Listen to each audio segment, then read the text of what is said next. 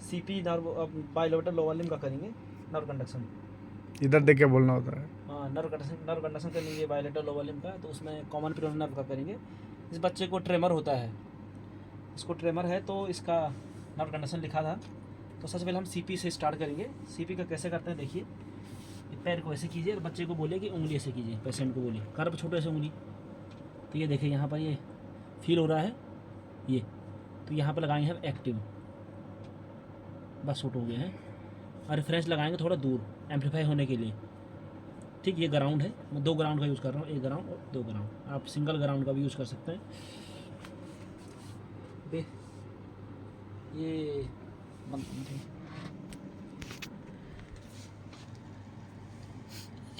ये जो है ये 500 माइक्रोवोल्ट पे है, तो देखो प्लेन लाइन आ रही है, स्टैंडर्ड पे है, यही होना चाहिए।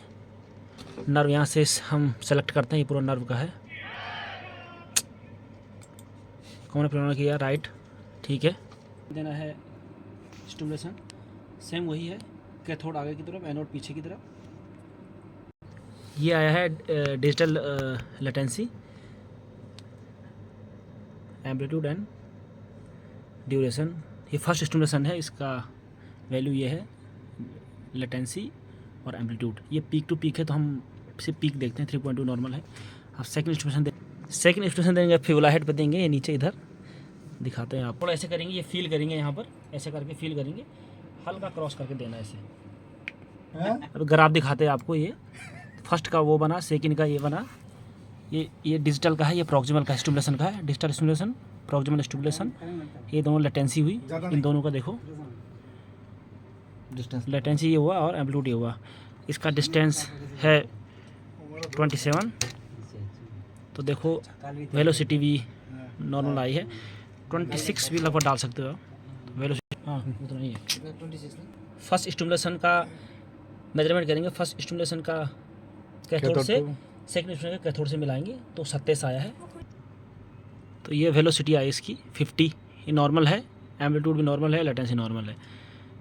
अब करेंगे एफ वेव करने के लिए जहाँ मोटर किया है वहीं पर हम करेंगे, लेकिन स्टिमुलेशन चेंज नहीं होगा ना, स्टिमुलेशन साइड चेंज नहीं होगा, स्टिमुलेटर चेंज होगा। अभी एनोड आगे की तरफ आएगा, कैथोड पीछे की तरफ आएगा, जिससे एनोडल ब्लॉक ना हो। स्टिमुलेशन साइड वहीं इलेक्ट्रोड चेंज नहीं होगा ना सर, इलेक्ट्रोड वहीं रहेगा, इलेक्ट्रोड वहीं रहेगा और स्टिमुलेशन वहीं पर होगा, बस पोजीशन चेंज हो जाएगी। अभी कम से कम 10 बार देंगे।